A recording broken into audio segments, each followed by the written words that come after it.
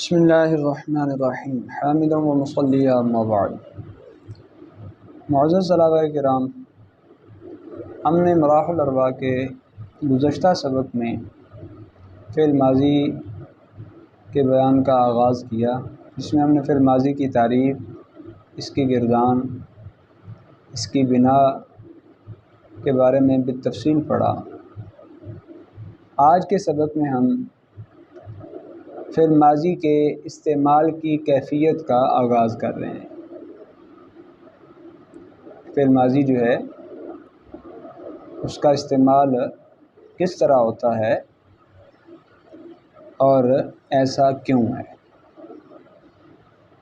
تو ارشاد فرمایا وزیدت الالف والواو والنون فی آخرہ حتی یدللن علی ہما وہم وہن۔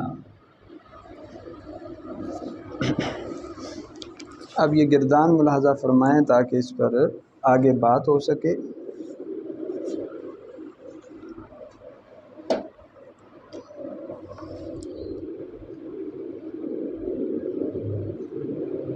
ضربا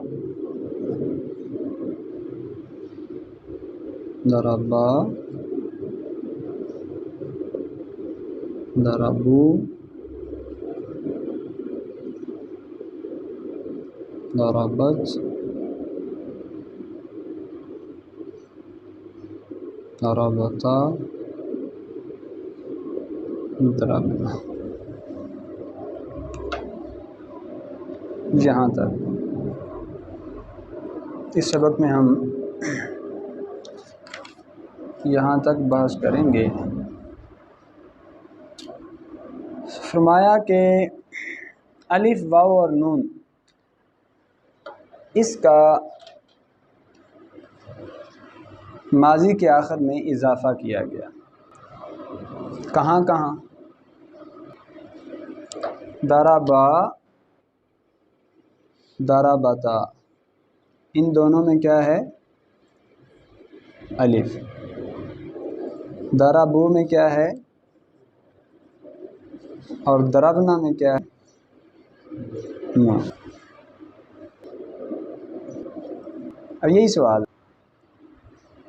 کہ ماضی گھر میں الف و نون اس کا اضافہ کیوں کیا؟ حتی یدللن علی ہما وہن۔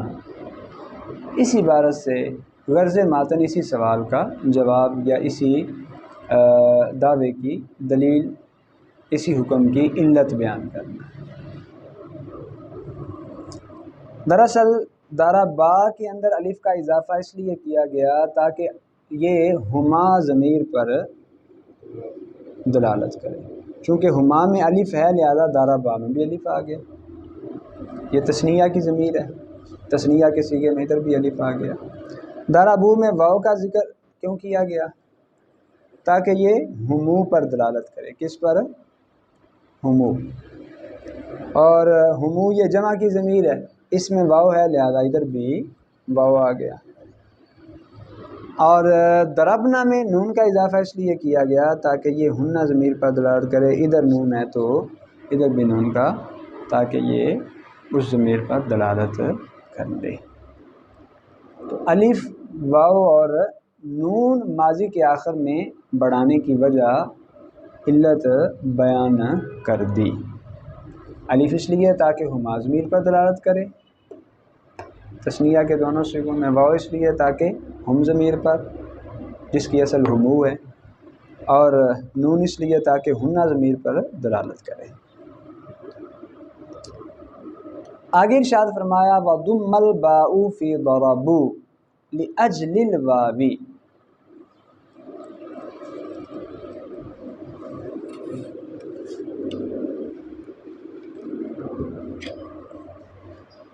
تیسرا صیغہ ہے ضربوا۔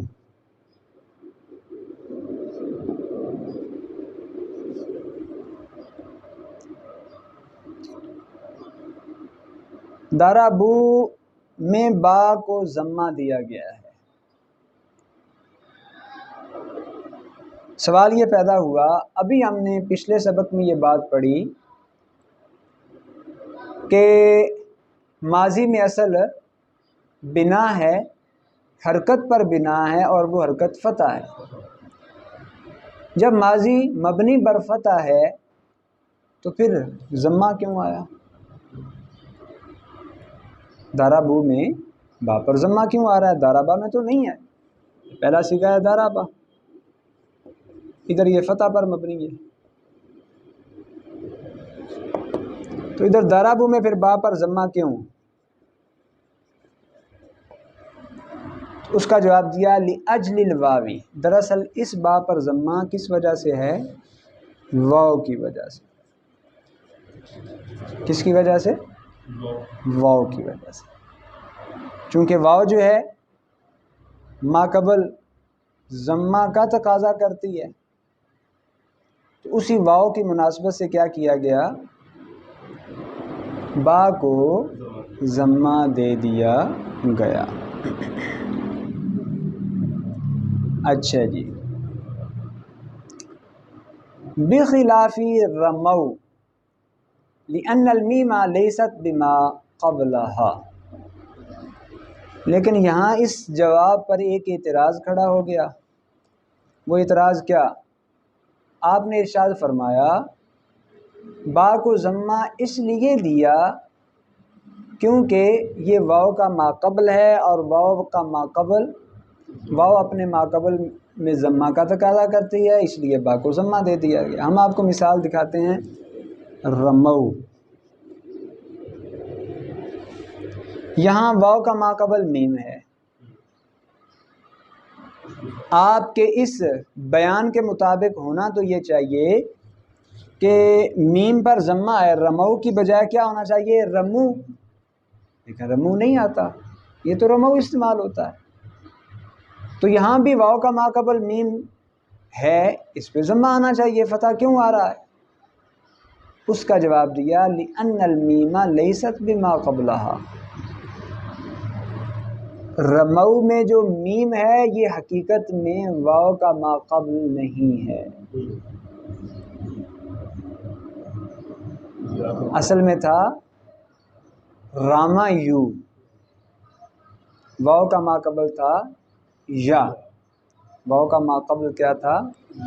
یا، تو جی یا پر ضمہ ثقیل تھا،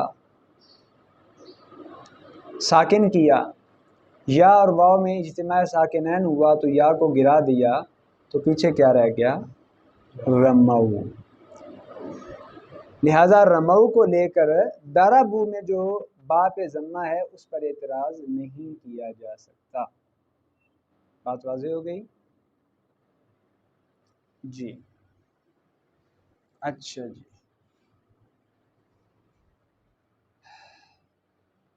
آگے پھر ارشاد فرمایا وَضُمَّ فِي رَدُو وَإِن لَمْ تَكُنِ الدَّادُ بِمَا قَبْلَهَا حَتَّى لَا يَلْزَمَ الْخُرُوجُ مِنَ الْكَسْرَةِ إِلَى الضَّمَّةِ، اب رمو کو لے کے اعتراض کھڑا ہو گیا۔ وہ اعتراض کیا ہوا؟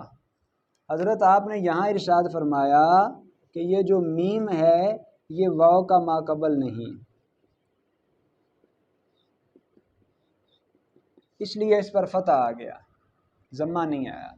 ہم آپ کو ایک مثال دکھاتے ہیں جہاں وہ آنے والا حرف واو کا ماقبل نہیں لیکن اس پر تو ضمہ آیا ہوا ہے، جیسے ردو،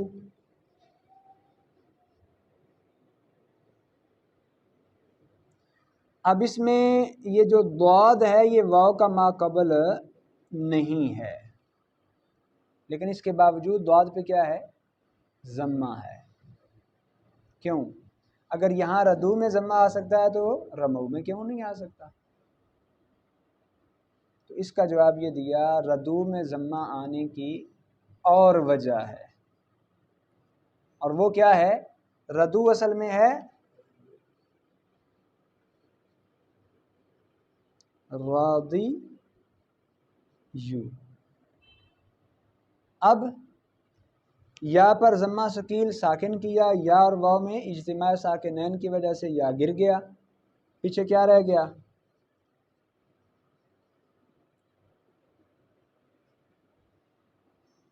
اب اگر ضاد جو ہے اس پر کسرہ ہی باقی رکھا جائے، بعد میں واو آ رہا ہے جو کہ دو ضمہ کے قائم مقام ہوتا ہے، تو لازم یہ آنا تھا کہ کسرہ سے ضمہ کی طرف خروج ہو، اور ایسا ممکن نہیں ہوتا، لہذا کیا کیا گیا، کسرہ کو ضمہ سے بدل دیا گیا، تو کیا بن گیا، ردو۔ تو ردو میں واو کے ماقبل سے اگرچہ ضاد واو کا ماقبل نہیں ہے، ضمہ آنے کی وجہ اور ہے، اور ادھر فتح آنے کی وجہ اور ہے۔ آگے ارشاد فرمایا وَكُتِبَ الْأَلِفُ فِي ضَرَبُوا لِلْفَرْقِ بَيْنَ وَاوِ الْعَطْفِ وَوَاوِ الْجَمْعِ فِي مِثْلِ حَضَرَ وَقَتَلَ، وَقِيلَ لِلْفَرْقِ بَيْنَ وَاوِ الْجَمْعِ وَوَاوِ الْوَاحِدِ فِي مِثْلِ لَنْ يَدْعُوَ وَلَنْ يَدْعُوا۔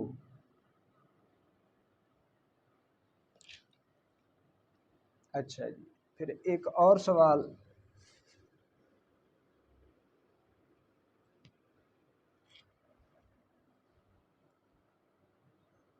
وہ سوال یہ ہے، دیکھیں جی جمع کا صیغہ ہے ضربوا، اس جمع کے صیغے کے آخر میں یہ الف کیوں،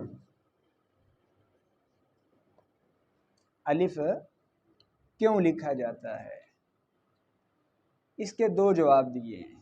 کتب الالف فی ضربوا، ضربوا میں واو کے بعد، واو ضمیر کے بعد الف اس لیے لکھا جاتا ہے تاکہ واو عاطفہ اور واو جمع میں فرق ہو جائے، اگر الف نہیں لکھیں گے تو فرق نہیں ہو سکے گا۔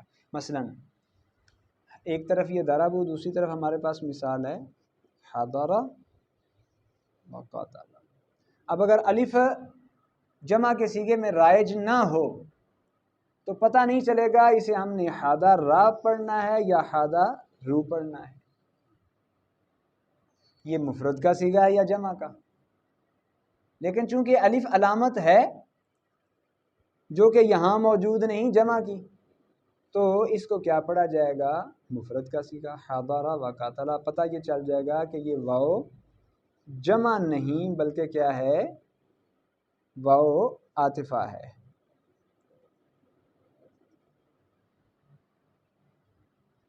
کلیئر ہوگی بات؟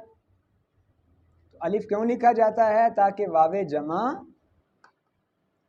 جمع اور واو عاطفہ میں فرق ہو جائے۔ دوسرا جواب یہ دیا گیا وقیل للفرق بین واو الجمع و واو الواحد، اس لیے الف لکھا جاتا ہے تاکہ واو جمع اور واو واحد میں فرق ہو جائے۔ مثلا دو صیغے ہمارے پاس، ایک صیغہ ہے لن یدعو،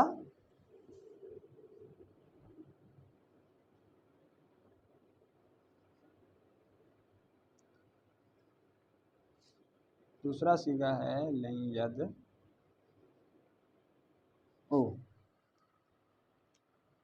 اب اگر اعراب نہ لگا ہو، الف بھی نہ آئے، پتہ کیسے چلے گا یہ جمع کا صیغہ ہے، یہ جمع کا صیغہ ہے، یہ واحد کا صیغہ ہے؟ پتہ نہیں چل سکے گا۔ تو فرق کرنے کے لیے کہ یہ واحد ہے یہ جمع ہے، الف جو ہے اس کو لگا دیا جاتا ہے۔ ٹھیک جی، واضح ہوگی بات؟ لیکن یہ جو دلیل ہے نا، دوسرا جواب جو ہے یہ اتنا مضبوط نہیں، کیونکہ وہ گردانے جن میں واحد کے صیغے میں واو نہیں آتی ان کے لیے یہ دلیل نہیں بن سکتا۔ اچھا جی، یہاں تک تو بات ہو گئی ضربوا پر۔ آگے ارشاد فرمایا وَجُعِلَتِ التَّاءُ عَلَامَةً لِلْمُؤَنَّثِ فِي ضَرَبَتْ لِأَنَّ التَّاءَ مِنَ الْمَخْرَجِ الثَّانِي وَالْمُؤَنَّثَ أَيْضًا ثَانٍ فِي التَّخْلِيقِ۔ وہذہ تاء لیست بضمیر کما یجیء۔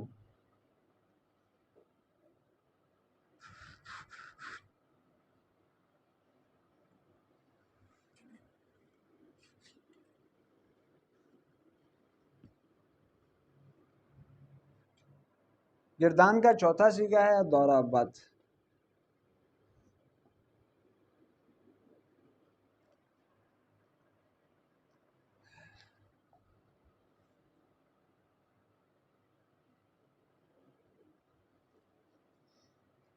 یہاں پر ایک سوال ہوا کہ دارا بط کے اندر یہ جو تا ہے اس کو مؤنث کی علامت کیوں بنایا گیا؟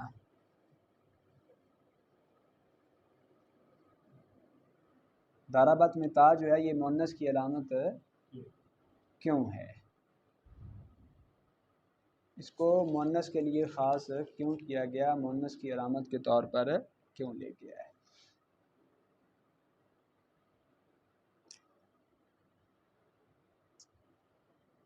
اس کا جواب یہ دیا، دیکھیں تا جو ہے اس کا تعلق دوسرے مخرج کے ساتھ ہے، یعنی وسط کے ساتھ ہے، ابتدا اور انتہا کے ساتھ نہیں ہے، وسط کے ساتھ ہے۔ والمؤنث ایضا ثان فی التخلیق، اور مؤنث جو ہے یہ بھی تخلیق میں کیا ہے؟ دوسرے نمبر پر ہے۔ تا مخرج ثانی سے متعلق ہے، مؤنث بھی تخلیق میں ثانی ہے، لہٰذا اس مناسبت سے کیا کیا گیا؟ دارا بط میں مؤنث کی علامت کے طور پر تا کو ذکر کر دیا گیا۔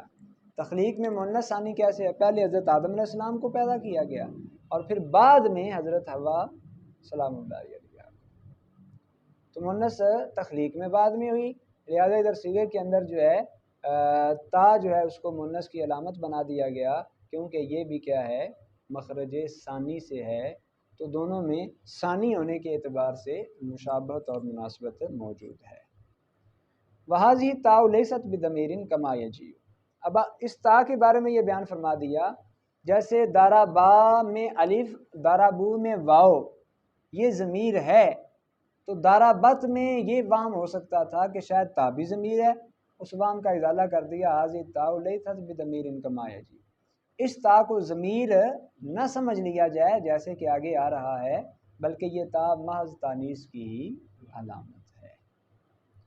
عزیز طلباء کرام، ہمارا یہ سبق الحمدللہ پایہ تکمیل تک پہنچا، جس میں ہم نے اجمالی طور پر یہ پڑھا کہ فعل ماضی جو ہے اس کے صیغوں کی کیفیت کیا ہوتی ہے اور اس کیفیت کے اسباب، وجوہات، علل کیا ہوتی ہیں۔ انشاءاللہ العزیز یہی سلسلہ اس سے اگلے سبق میں بھی جاری رہے گا۔ بارگاہ رب العزت میں دعا ہے اللہ تعالیٰ اس علم کو ہمارے لیے نفع بخش بنائے، آمین بجاہ نبی۔